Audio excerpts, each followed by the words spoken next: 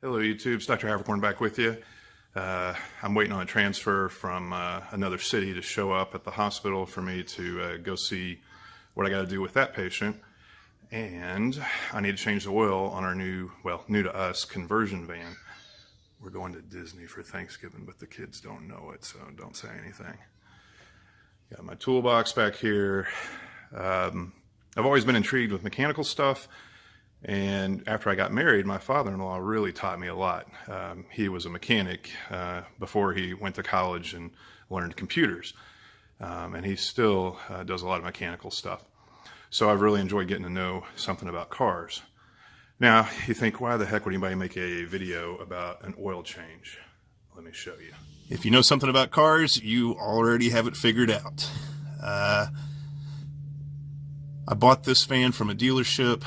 It had a fresh oil change before I got it. And apparently, Godzilla works there and put that oil filter on with all his might.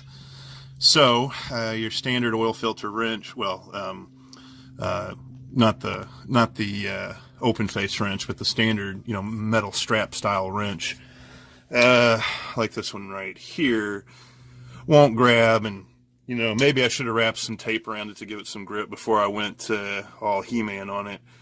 But I got a punch first, a flat punch, like this one, and tried to spin it. And of course I made a little hole, and then the oil's dripping. And I was like, all right, well, we're going all the way with it. We're going to drive a punch right through. So I drove a smaller punch all the way through until it hit the oil pan over there. And of course I wasn't hitting it super hard. You got to be careful about that. You don't want to damage your oil pan or break off the stem under the oil filter there.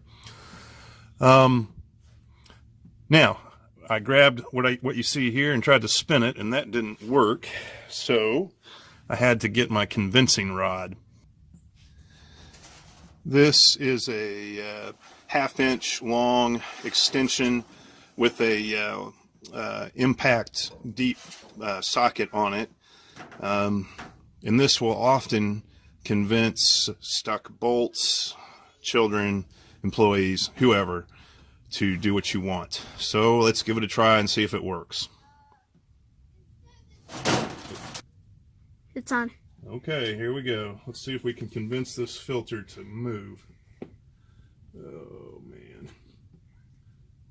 I might have to do more than this. Dang, that is fun. Okay, go ahead and stop it. Well, I persuaded something, but it wasn't the oil filter. Dang it. Is it on? Yep. Okay, so I bent that small punch, tried to put a number 3 Phillips in there, and that just tore a rip in the thing. I thought I went all the way through, but maybe I didn't. So I'm using a sharp punch to start a new hole in the filter. Okay, good. And I'm going to see if I can drive my number 3 all the way through up a little higher.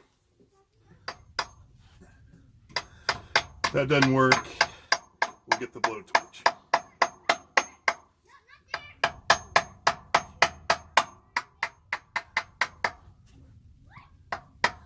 Caroline. Yeah? What are we doing for Thanksgiving?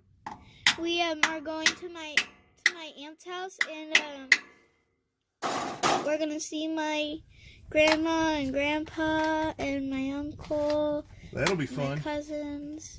Yep. My aunts. Sounds fun.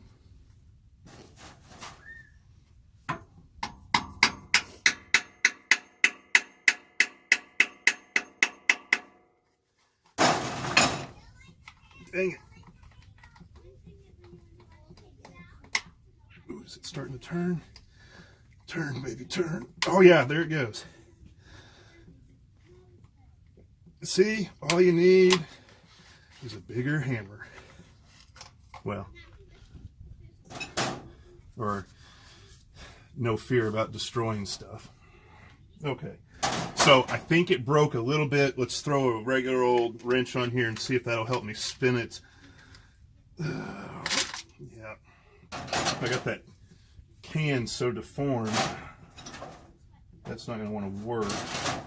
Let's go back to our chisel and see if we can kind of straighten out some of this metal here. once again, I just want to thank the guy that put this on here for me.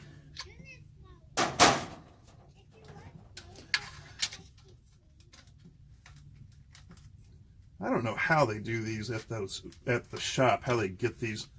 I mean, if they put them on this tight, they must be used to taking them off. And I can't imagine they go through this all the time. Probably just showing my ignorance, but I really don't know how they do these. See, that was the problem I was having earlier. It just wouldn't turn.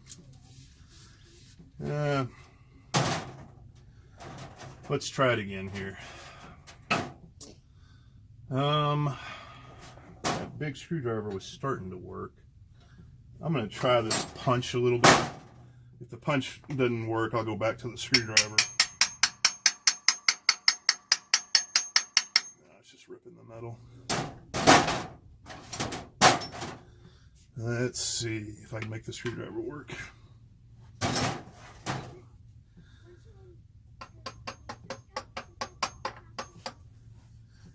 Still going, Caroline? Yep. Good.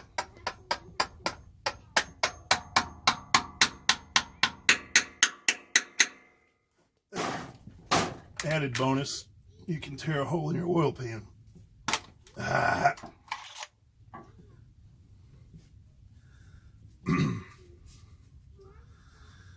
Well, let me see here.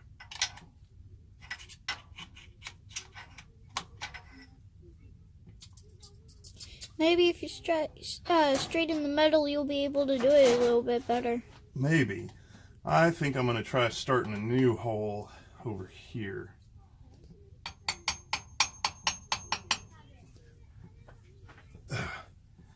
You know, when I was teaching residents and students more, and I still teach students a little bit, when I was teaching them more, I used to really think that one of the things that made a good resident in surgery was somebody who had done stuff like this with their hands before. If you've been under a car dealing with this kind of headache and figuring out how to make it happen, you're a lot more comfortable, in my opinion, in the operating room figuring out how to handle a problem there. At least it doesn't hurt. I know people are going to say, oh, my hands are valuable, you know, I can't risk damaging my hands as a surgeon. And I guess that's true. We all have our hobbies, though. So. This is really something bad. What? Molly, I made her a nature band-aid. Molly got hurt from a nature band-aid. She got hurt and she had a band-aid on it. Caroline, are you filming? Yep. All right. It's actually turning, guys. Lord. I still have to put significant pressure on there. All right, so here's what I would say. My mistake early was probably putting my hole too high. The hole down lower like this, that metal down there seems to have a little more strength. It's not tearing out on me. So from here, I'm going to just do your standard oil change. All right, there it is. Oil filter's off, and during all that time, most of the oil already drained out of it. No damage to the oil pan or the threads there. Not really any damage from me driving the screwdriver through the oil pan either. And there's no residue from the seal up there. So I'm just going to lube up the oil filter and put a new one on and then refill the engine. Very important. Don't forget to refill your engine. Okay, I rolled it off the ramp, moved the jack stands first, of course. And I don't know how much oil this thing takes. I don't have a Haynes manual for it. I'm too lazy to dig out the user manual in my glove box because it's covered up with junk. So I just kind of put 5 quarts in. That ought to be ballpark close. I checked the dipstick and it showed full. But once I run it a little bit and fill up that filter, it'll probably be okay, but it's not going to be full to the top. So anyway, let's give it a start and check it out. Engine sounds good. Boy, it is going to be fun to change those spark plugs, isn't it? Job all done. it turned out to be somewhere between 5.5 and 6 quarts to be completely full, including the oil filter. I like to write that on somewhere under the engine compartment just to make it easy to remember, and 15 millimeters is the size of the oil pan drain plug. Here's all the stuff. I save my used oil and use it for bar oil in the chainsaws. Yeah, it's thin and you got to fill it up a little more often than you would regular bar oil, but it's a convenient, way to use your used motor oil. Although I'll tell you, I got a whole bunch of used motor oil because I don't go through that much bar oil. The Craftsman number 3 Phillips, made in the USA, did a good job for me. This punch, a little disappointing. They're about the same diameter. Obviously, the Craftsman is a stronger tool. A lot of times people ask me why I work on my own cars, and I do some work on my own cars. Now I do less of it, but I still like to change the oil.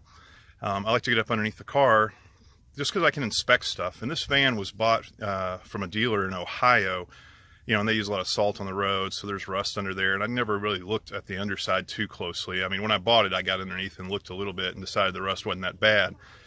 But, I just like to be able to inspect stuff. And one thing I found is this is from the rust from the salt on the roads up there in Ohio. That's just a bolt to hold the lug bolt cover on the rims in place, and it's all rusted out. So I'm going to get one of those and replace it. Rusted out bolts that goes in the rim. You can see that there's 1, 2, and I'm missing one here. 3 bolts. The rest are just fake. But I'll be picking one up and getting that replaced. We're being joined by the Belties here, belted Galloways, if you're not familiar. We got about 7 of them. Well, not about. We have 7 of them running around. So, hope you enjoyed that video. Happy Thanksgiving. I know we're looking forward to ours. It's going to be a lot of fun. Thanks. Bye.